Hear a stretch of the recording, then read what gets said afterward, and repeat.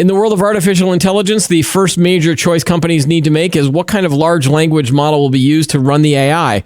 As pilot projects merge into production cycles, how do you know if you've made the right choice?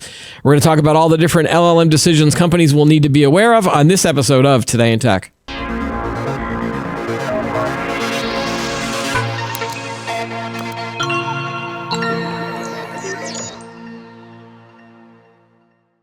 Hi, everyone. Welcome to Today in Tech. I'm Keith Shaw. Joining me on the show today is Peter Pezaris. He is the Chief Strategy and Design Officer for New Relic. Welcome to the show, Peter. Thanks. Pleasure to be here. So let's talk about New Relic just for a quick second. What do you guys like? What's your background in this world of generative AI and large language models? Can you give me just a quick 2-second overview? Sure.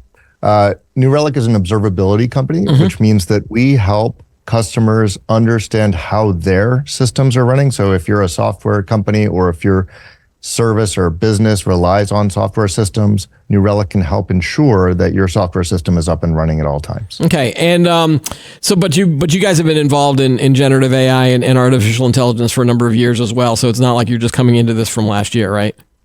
That's exactly right. So we've had AI monitoring. So if your business uses AI itself, we can monitor the models that you're using. We can also monitor your usage of a third-party LLM. For example, if you're hitting OpenAI's APIs, then we can help you manage the cost. We can keep track of the prompts and responses and help you manage your overall implementation of Gen AI. Okay, so as you've seen companies within the last year working on generative AI, different projects and things, and even with you developing your own, where should most companies be at this stage in the process? It did feel like 2023 was the year of pilot projects and not much in terms of production cycle types of projects out there, or at least public facing projects. So do you still see clients that are sitting on the sidelines in terms of having not done anything yet, or where do you see a lot of people, or is there still some analysis paralysis going on, like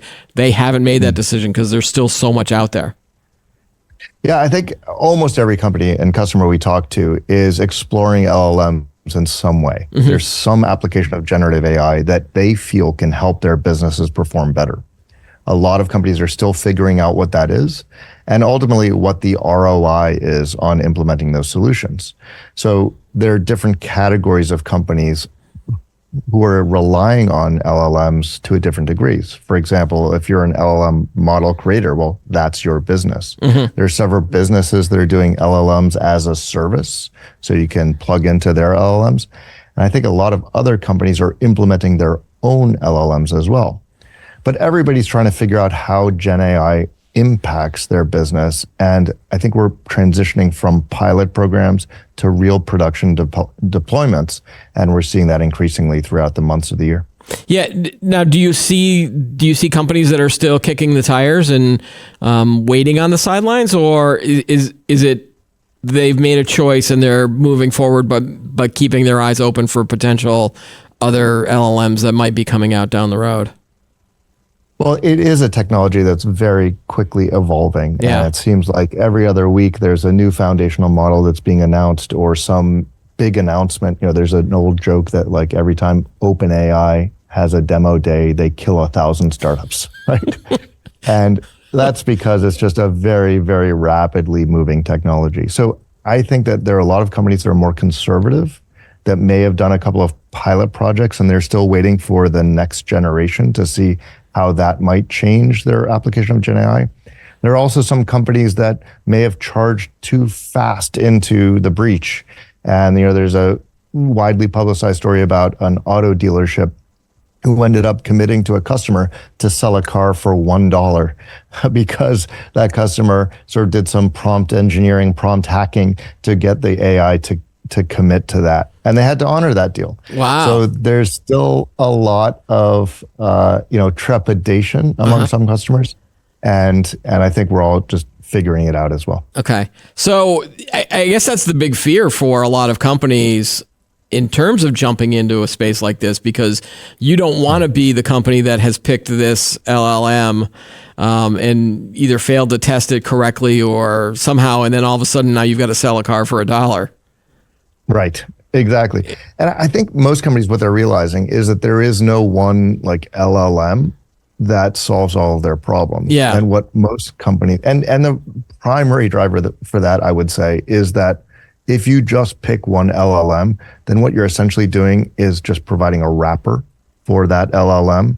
And you can guide it both in the input, because you can have, you can add to the prompt. So you can have additional context that you pass along with the user's inquiry to the LLM. And you can also filter the output. So you can look for things like, committing for $1 to sell a car. But I think increasingly what companies are doing is, rather than just those simple wrapper apps, they're doing something called retrieval augmented generation, or RAG it's called. And that allows you to enhance the LLM's output with proprietary data, private data that only you have. So GPT-4, for example, is very, very powerful in its understanding of language and even reasoning, and produces some sometimes very magical feeling results. And yet they don't have access. That model was not trained on your customer's data. So the way you get around this is by using implementations like technologies like LangChain or a RAG architecture, which allows you to merge the insights from a base model LLM with some of the data that you may have that's unique to your business. Do you see that's where we might be headed with a lot of companies? Would be this kind of mixed approach? Yeah, that's right. And I think that's what most companies are doing today, or they've graduated from the simple wrapper to more of this advanced approach. And I can walk through an example if it's helpful. Sure. For example, when a customer first types in an inquiry or wants to do something with Gen AI, the first step in the process is to sort of figure out, well, what is the customer asking about? In the case of New Relic, for example, the customer might be asking for something that we could answer with our documentation. So what we do is we ask a model, hey, what type of thing is this? And we have a defined set of tools, which are back-end models that can answer the question. So the first step is to answer where to route this question. So if the customer's question happens to be answerable with our documentation, the first route will be to kick that request over to our docs model. And that's a smaller model that's been trained specifically on our documentation site. And so we can quickly retrieve the answer to that and return it to the customer without incurring a third-party cost of using one of these foundational LLMs. Okay, so that's an example of how routing can help get better result and for a better cost. Okay, so do you think most companies then will go this approach rather than just trying to discover a smaller LLM for their needs? It's more of a mixture of maybe a good foundational LLM, and then you add in the additional data from your own proprietary data. Does that make sense? Or or is it more of like, hey, we've got an LLM that can cover accounting, for example, or is it more about, I want to take a small general LLM and then tie it with my accounting data or my questions and answers? There are basically three levels of sophistication when you come to this implementation. Okay. The first is just sort of a wrapper around GPT. Yep. The next level up from that is what we were just talking about, which is a RAG with using something like LangChain to route the request to the right engine to provide the response. Okay. The level up from that is then you're running your own models. So you could take like an open source model like Llama, or there are several others that are available, and then you can do fine tuning with your own proprietary data, and then run that model on your own infrastructure and use that in place of these third-party offerings like OpenAI. That requires a level of sophistication and training, so you'll be hiring ML engineers in order to be able to do that yourself. But that's the sort of third pillar. And then, of course, if you open that up to the outside world and offer that service to others, that's perhaps even one degree greater. Right. So then, what are the big challenges that companies face when trying to determine what the right LLM will be for their AI project? Because it already sounds like you've given me 3 different approaches here with this choosing. So what challenges do they face? Because it does sound like some of this is more expensive than others, and some will take longer than others as well. Are those kind of the big hurdles right now? Yeah, and I would say that there are many dimensions across which you can select the right LLM. But for example, if you're what you want to do is use your LLM to drive to manage costs. Mm-hmm. And one great example for this is that there's this company that provides a chat experience for checkout services. So if you're running an e-commerce company and you have a checkout service, somebody adds item to their shopping cart and they're navigating through the site, cart abandonment is a big issue because that's lost revenue. Right. What these companies have done is tried to model when to intervene to try to help that customer come to a buying decision. And what they sometimes do is pop up a little chat window and says, hey, can I help you? And that's powered by a human. But what they've determined is that if they put up a chat interface and have you talk to an LLM, often you can get the same result for 1/10 the price. So for them, they're really driving costs down and increasing their bottom line. Like their revenue ends up growing and they're doing it more cost effectively. So for companies like that, it may be worth investing in running your own LLM and investing in the engineering to be able to control it widely. Right. But for other companies, what they're relying on is sort of the magic of LLMs, that they can answer questions that you think were unanswerable, or they can just do things that just really wow their customer base. And you're always going to get the best performing LLMs from a sort of magical perspective from the foundation of the big players like OpenAI, Anthropic, Microsoft service with their collaboration with OpenAI. So for customers that really want to optimize for quality of the experience, you might consider a third-party app. Yeah, so I guess a lot of it depends on the end goal, again, of what you want out of the LLM, right? So that they, companies going in should have a sense of what they want to accomplish, right? That's right. And there are many other factors that go into this. For example, how important is it for you to avoid hallucinations, like the example we had about the $1 car that was sold? Peter, you're predicting my next question. So, oh, sorry. No, that's good. That's a good segue. Yeah, you go ahead, keep going. You brought up hallucinations, but also I wanted to bring up like toxicity and bias as well. Oh, that's right. Yeah. And for those customers for whom that's super important, like if you're a banking application, right, and you can't afford to make errors in transactions, then you might want a tighter control, in which case taking a model that exists, developing your own model or using an open source model, using fine tuning, really understand how it works, and then hosting it yourself gives you far more control. But there are heavily engineered input and output filters that you can also employ. And one of the key to all of this is having visibility into how your model is performing. And that's where observability companies increasingly come into play, and companies like New Relic. All right. You're gonna pass on that. Yeah. I know you're a great company. So let's. I want to ask another question. So like, does that also asks the question about security to make sure that the LLM is providing, I guess, data security or preventing leakage, I guess would be the question. And then how much performance does one of these LLMs, can that affect the success of an LLM? Yeah, so super important because, today's LLMs are limited to, for the most part, limited to conversation. And so you'll type a request, you'll get a response, and you'll have that conversation ongoing. Tomorrow's LLMs, and I think increasingly, and we're doing this at our company as well, is that we allow the customer to take action based on their conversation. So they can direct the back end, the model, to do something. And in those cases, security becomes super important. You need to have control, and only in your most confident scenarios are you willing to take the human out of the loop?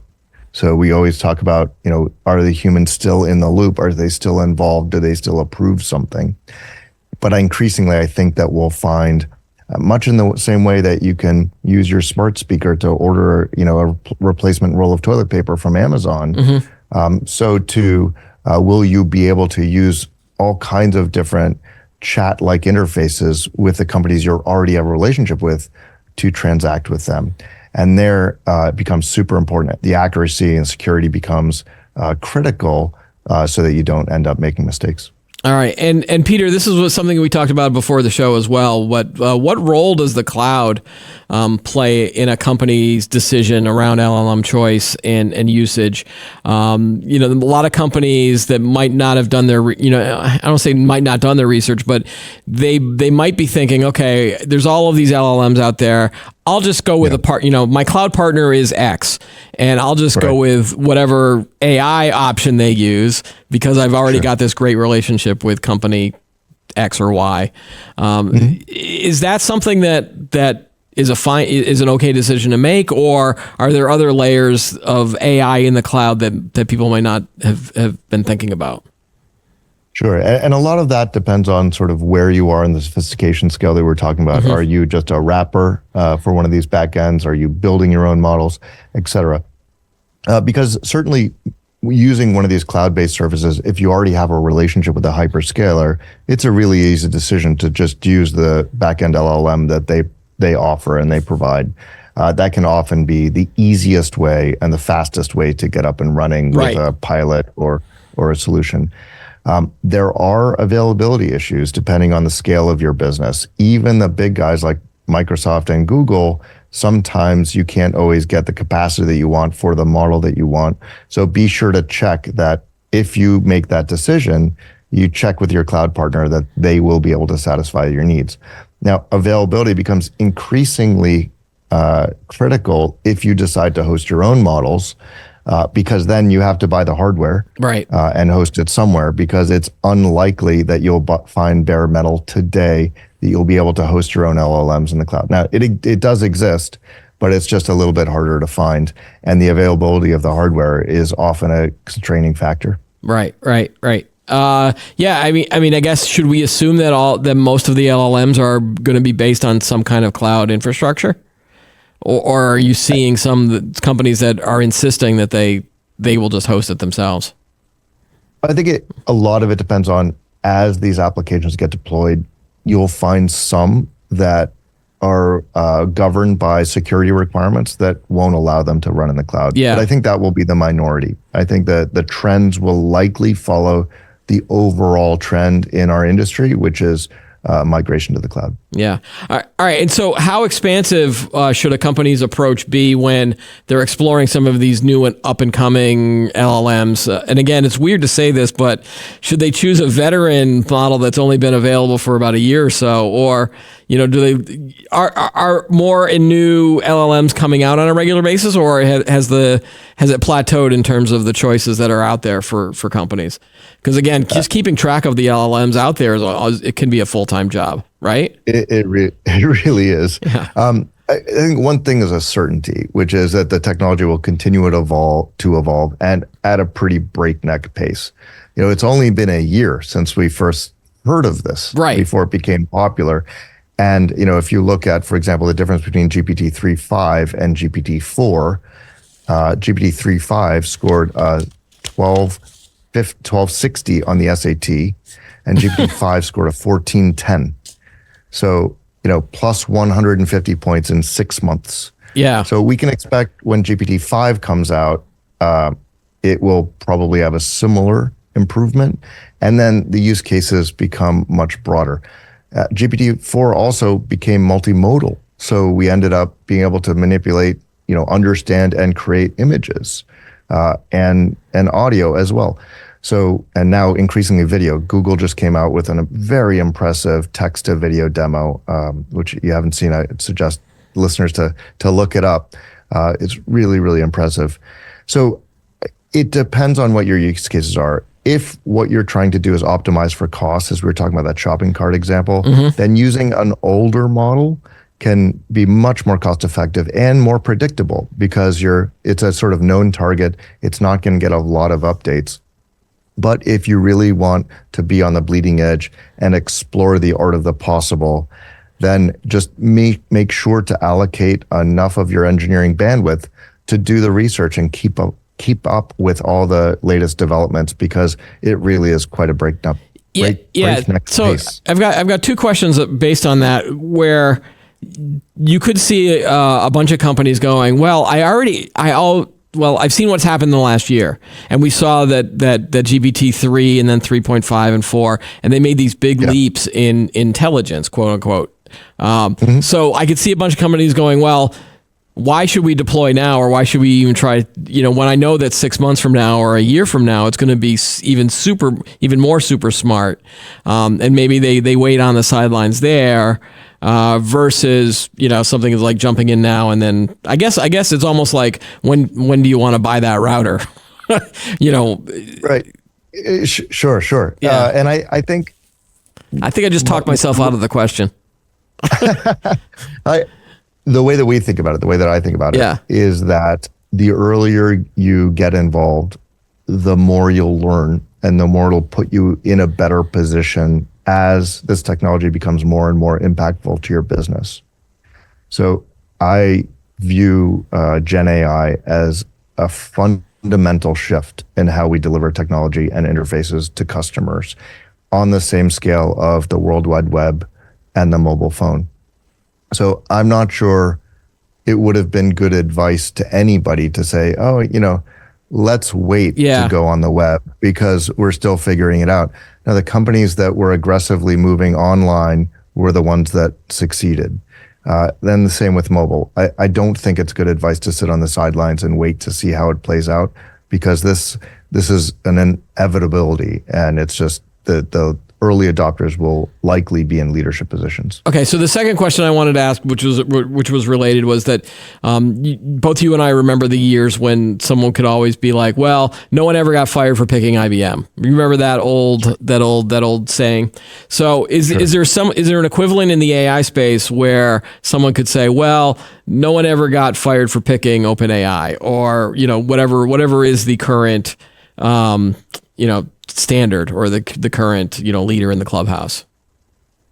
It's a tough question to answer, because although OpenAI certainly is that would fit into that category, it's also true that depending on what your needs are, it may be a very expensive solution, and using an older model or a different model, an open source model, may meet your company's needs better. Mm-hmm. So nobody got fired for buying IBM was due to IBM's long track record of leadership in the industry. Right. And I think this technology is too fast moving in order to already crown a winner. Okay. All right. So, do you think that there would be executives out there that would assume that they should just pick OpenAI, or do you listen to the people that have that knowledge and go, well, this smaller LLM is just as good, or just it fits our needs a lot better?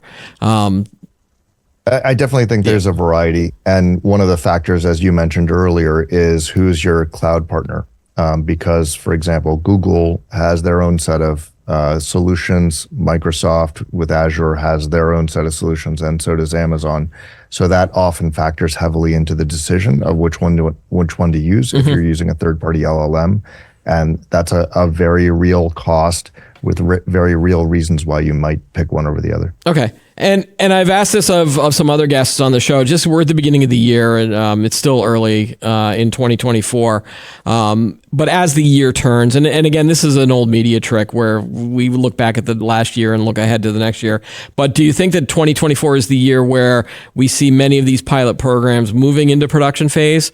Whether it's you had an internal tool and now you want to make it external, or is it more of just we're going to expand the number of pilots that we're doing? And I know the easy answer is going to be a mix of both. But what's your gut feeling about where we stand with companies moving into that next phase? Do you see companies out there, for example, that are pushing forward with external production types of things? I think we're going to see widespread adoption of LLMs in our everyday life. Yeah. And one example would be, I'm sure most of us have smart speakers at home. Yep. And yet, if you spend any amount of time interacting with a modern LLM, you'll realize just how not so smart those smart speakers are. And it's a no-brainer that all the major players in the smart speaker game will eventually change their backends to an LLM-based backend. So you'll have much more sophisticated interactions with them. Will that happen in 2024? If I were betting, I would say probably yes. Mm-hmm. And that is, one of the killer apps that will really catapult this technology into the forefront. I think you'll see it increasingly adopted across all types of businesses. But once it starts touching our everyday life, where we're interacting with it multiple times a day, then you're going to grow to expect that from every other application you use. Well, what's interesting is I did see some news about Amazon, and they wanted to add, I don't know if they've been calling it an LLM. They've just been like adding GPT-like experience with their smart speaker / Alexa, mm-hmm. but they want to charge for it. Like they don't want to just provide this as a free kind of thing. And I think most people were like mocking that capability. Right. Like, should we look for maybe seeing what Google's going to do, or because of that, or I guess it's Amazon and Google, and I guess Apple, but Apple rides to its own beat. That's right. They do. They'll probably come late to the party with something that's dazzling in some way we didn't expect, right? Well, yeah, they've had so much invested in Siri that like I'm just trying to see if they're ever going to pull the plug on that thing. But right. Yeah, like will most people understand? Most maybe in the consumer side of things, more the general public, will they recognize that they're dealing with an LLM, or will they just call it AI? Will they just call it a chatbot? Like, does a company need to explain to its customers that they're now using this? I guess there's like 6 questions in there. Sorry, Peter. I don't think they will. I think it'll just get better and better. And as we have either voice or text based interactions with, this won't change point and click based interactions very much. So for example, your website or your mobile app, mm-hmm. if you're pointing and clicking on buttons, it's not going to change those interactions very much, at least not in the foreseeable future. But where it will change, and they'll just get better, the next version of Amazon smart speaker, but I'm avoiding saying her name because there's one sitting right here. I don't want to start talking. The next version of their smart speaker, it'll just understand you better. And it will be likely implemented with one of those technologies levels that we talked about. Well, they'll route your request, and sometimes it'll get answered by the LLM, and sometimes it'll get answered by their existing technology because that's cheaper. And it'll just get better at answering questions, and you won't necessarily see a step function improvement. Yeah, you'll see it improve over time as they involve it more and more. All right, and then all right. So we've answered the question of where we're going to be in 2024 as more of these companies start experimenting and going out to production. At some point, do you see companies looking at some of these projects and then asking, "Hey, where's the ROI around this?" Or is there more leeway that a lot of companies are going to give to these AI projects? Again, seeing as, I've been covering technology for 20 something years now, and I've seen hype cycles come and go. And usually the hype cycles end when companies start asking about, hey, where's the ROI around this? But it feels like that the amount of slack that companies are getting for AI is a lot more than maybe they would have gotten on something like blockchain or some earlier other hyped type of product. Do you feel that as well, or do you think that there might be a day of reckoning coming for some of these AI projects?